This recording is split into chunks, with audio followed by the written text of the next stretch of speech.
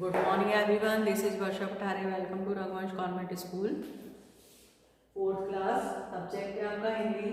Chapter है आपका 15 Everest पर विजय. देखिए चैप्टर देखते हैं अपन.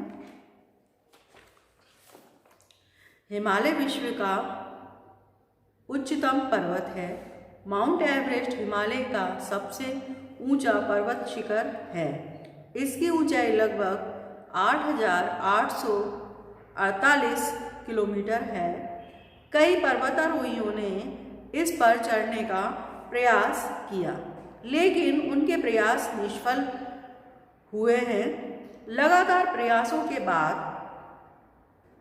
1958 ईस्वी में न्यूजीलैंड के निवासी एडमंड हिलोरी तथा नेपाल के शेरपा तेंजिंग को इस चोटी पर चढ़ने में सफलता प्राप्त हो गई.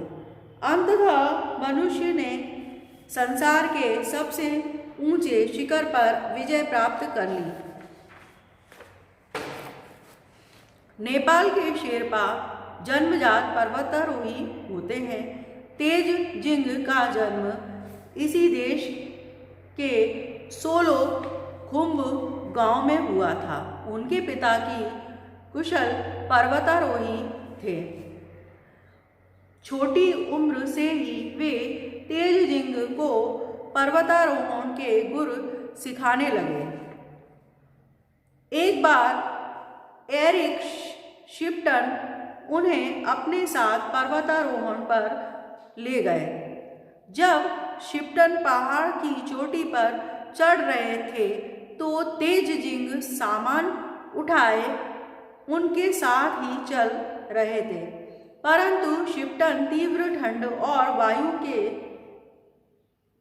के कम दबाव को सह नहीं सके और लौट आए. नीचे आते आते उनकी तबीयत काफ़ी बिगड़ गई, लेकिन तेंजिंग पूरी तरह स्वस्थ थे.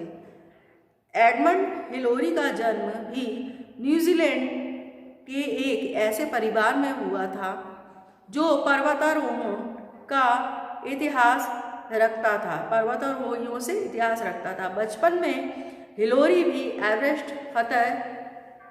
फतेह के सपने देखते थे. यही उनके जीवन की सबसे बड़ी अभिलाषा थी. तेंजिंग और हिलोरी ने अनेक पर्वतारोही दलों के साथ कई पहाड़ों पर चढ़ाई की. धीरे धीरे पर्वतारोहियों के बीच उनकी ख्याति काफ़ी फैल गई. सभी पर्वतारोही दोनों को अपने साथ रखने के लिए उत्सुक रहते थे.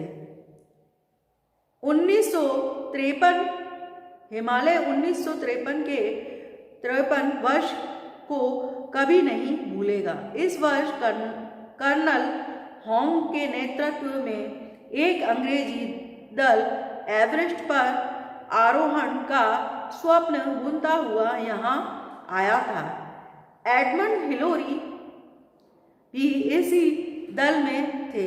शेरपा तेंजिंग की ख्याति से प्रभावित होकर उन्हें भी अपने साथ लिया. भारत होता हुआ यह दल नेपाल पहुंचा, क्योंकि एवरेस्ट पर आरोहण नेपाल की ओर से ही होता था. नेपाल सरकार ने उन्हें एवरेस्ट आरोहण की अनुमति पहले ही प्राप्त कर ली थी.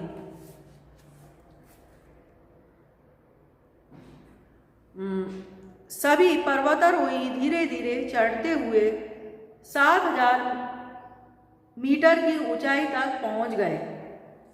वहीं उन्होंने अपना कैंप लगा लिया.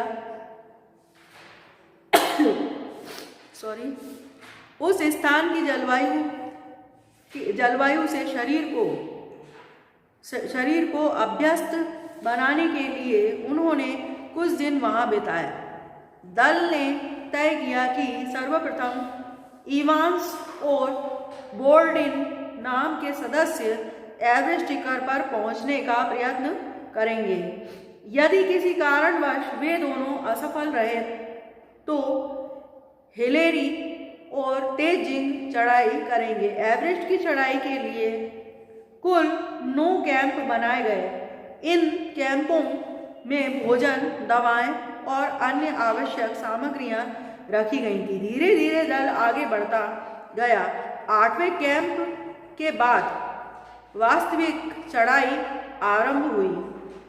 योजना अनुसार इवांस और बॉर्डनेल को पहले भेजा गया, लेकिन खराब मौसम ने उन्हें लौटने के लिए बाध्य कर दिया। अब तेनजिंग और हिलेरी आवश्यक उपकरण लेकर आगे बढ़े। उनके सामने भी भांति भांति की समस्याएं आ रही थी, लेकिन विचलित न होते हुए वे दोनों आगे बढ़ते ही जा रहे थे। एक चुनौती कोमल बर्फ की थी। उन्हें एक एक कदम संभालकर चढ़ना पड़ रहा था। पता नहीं कहाँ बर्फ कोमल हो कदम पड़ते ही धंस जाए और दोनों ही हजारों फीट गहरी खाई में समा जाएं। कुल्हाड़ी से सावधानी के साथ बर्फ को काटते हुए वे आगे बढ़ रहे थे। खड़ी चढ़ाइयों पर चढ़ने के लिए वे रस्से का भी सहारा ले रहे थे। सांस लेने के लिए वे ऑक्सीजन टैंक की मदद ले रहे थे। 1 मीटर चढ़ना 1000 मीटर चढ़ने के समान था। लेकिन इन समस्याओं से दो दो हाथ करते हुए दोनों धैर्यपूर्वक आगे बढ़ रहे थे।